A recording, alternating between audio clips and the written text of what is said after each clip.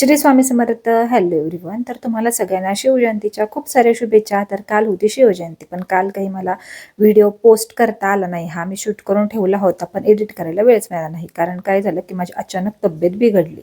म्हणजे अचानक म्हणजे मी एकदम व्यवस्थित होते आणि रात्री झोपेतून उठल्यानंतर सकाळी माझी तब्येत बिघडली. तर दिवस मी तसाच काढला. म्हटलं विकनेस आला असेल, त्यामुळे मग मी काही जास्त लक्ष दिलं नाही. पण संध्याकाळी जास्तच तब्येत बिघडली, त्यामुळे म्हटलं चला एकदा डॉक्टरकडे जाऊन येऊयात. आता काय होतंय की मायग्रेनचा त्रास मला असल्यामुळे ना, आता माझं सध्या काय झालंय, गेल्या 2 महिन्यांपासून ना मायग्रेनचा त्रास जरा जास्त वाढला होता आणि त्यामुळे माझं जेवण पण कमी झालेलं आहे.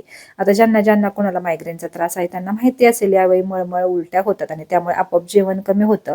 आणि जेवण कमी झाल्यामुळे ना मला काय अशक्तपणा वगैरे आलेला आहे आणि थोडंसं खाल्लं तरी पोट असं पूर्ण भरल्यासारखं होतं. आणि त्यामुळे मग खूप विकनेस आला होता, पाय वगैरे खूप दुखायला लागले होते. त्यामुळे म्हटलं चला आपण आहे ना दवाखान्यात दाखवूनच येऊ. आणि मग काय बाहेर आलो आहे ना, तर मला घरचं सुद्धा काही खाण्याची इच्छा होत नव्हती. मग ह्यांना मी म्हटलं की चला बाहेरचं काहीतरी घ्या. पण हेल्दीच असं आमचं घ्यायचं ठरवलं होतं. मग फक्त थोडंसं स्टार्टर आम्ही घेतलं, कारण स्वयंपाक घरी केलेला होता ऑलरेडी. मग थोडंसं स्टार्टर घेतलं आणि त्यानंतर आम्ही घरी आलो. आता शिवजयंतीची ना सकाळीच मुलांनी छान पूजा केली होती आणि मला या दिवशी ना थोडंसं फोटोशूट पण करायचं होतं, पण तब्येत बिघडल्यामुळे ना माझं सगळंच राहून गेलं.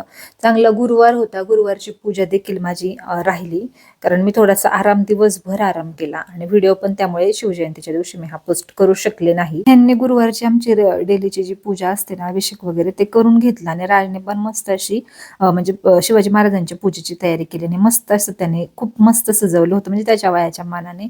आणि मग काय त्यांच्याकडून पूजा वगैरे ह्यांनी करून घेतली आणि मग त्यांनी ध्येय मंत्र वगैरे छत्रपती शिवाजी महाराजांचा बोलला. आणि आता छत्रपती संभाजी महाराजांचा जो बलिदान मास आहे ना, तो माझ्या बाळांनी पाळलेला आहे.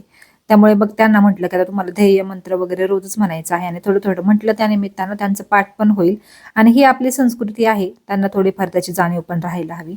तर हे त्यांच्याकडून आता मी पाठ करून घेतलेला आहे. आता कालचा व्हिडिओ आहे, एका दिवसात त्या दोघांनी छान मस्त पाठ केलेला आहे. तर चला, तुम्हाला व्हिडिओ आवडला असेल ना, नक्की लाईक आणि फॉलो करा.